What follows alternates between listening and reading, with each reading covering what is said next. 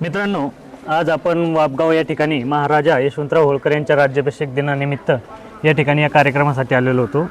तर आमचे सहकारी मित्र आणि प्रसिद्ध लेखक तसेच लोकसंस्कृतीचे अभ्यासक प्रणवजी पाटील यांनी पुण्यश्लोक अहिल्यादेवी होळकर स्त्री ते देवत्वापर्यंतचा प्रवास या पुस्तकाचे संपादन त्यांनी केलेलं आहे। आपण या पुस्तकाविषयी थोडक्यात माहिती त्यांच्याकडून घेऊ। 300 वर्ष त्यांच्या जयंतीला झालं अहिल्यादेवींच्या, म्हणून 34 संशोधकांनी वर्षभर वेगवेगळ्या विषयांवरती काम करून त्यांच्याविषयी या पुस्तकामध्ये लिहिलेलं आहे। आणि त्यामध्ये काही अप्रकाशित पण माहिती आहे, अप्रकाशित शिलालेख आहेत, अप्रकाशित ताम्रपट आहेत, त्यानंतर अप्रकाशित काही पत्रमोडी लिपीतली मिळाली ती मराठीमध्ये आपण रूपांतरित करून घेतलेली आहेत।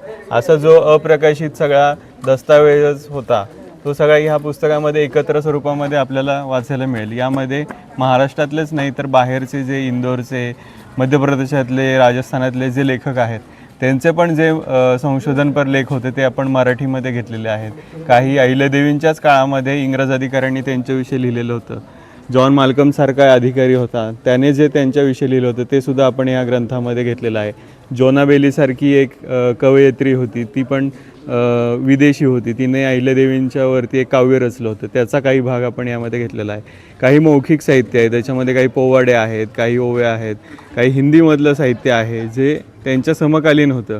स्वतः अहिल्यादेवींनी एक ग्रंथ त्यांच्या आयुष्यावरती रचून घेतला होता, अहिल्या कामधेनू नावाचा, त्याचा काही भाग आपण संस्कृतमधला आणि त्याचा मराठीमध्ये अर्थ असं पण आपण या ग्रंथामध्ये घेतलेलं आहे। विविध विषयांवरती अनेक लेखकांनी लिहिल्यामुळे हा ग्रंथाला एक परिपूर्ण स्वरूप आलेलं आहे। आणि फक्त महाराष्ट्रातच नाही तर सातासमुद्रपार हा ग्रंथ पोचलेला आहे। ऑस्ट्रेलियावरून ह्या ग्रंथाला मोठी मागणी होती, आम्ही सिडनीला एक मोठी शिपमेंट पाठवली होती पुस्तकाची।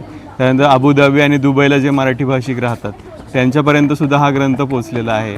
आणि इंदोरमध्ये पण अनेक अभ्यासकांनी या ग्रंथाचं कौतुक केलेलं आहे। या ग्रंथामध्ये प्रत्येक लेखकाला एक कॅलिग्राफीचं एक टायटल आहे, चित्र आहे, ते सुद्धा नव्याने काढून घेतलेलं आहे।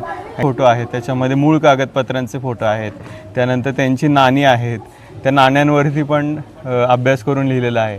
ह्या सगळ्यांनी युक्त असा हा ग्रंथ असल्यामुळे या ग्रंथाचं संदर्भ मूल्य आहे आणि त्यामुळे हा ग्रंथ जास्तीत जास्त वाचकांनी आपला इतिहास जाणून घेण्यासाठी वाचावा आणि सर्वांपर्यंत पोहोचवावा अशी मी नक्की विनंती करतो।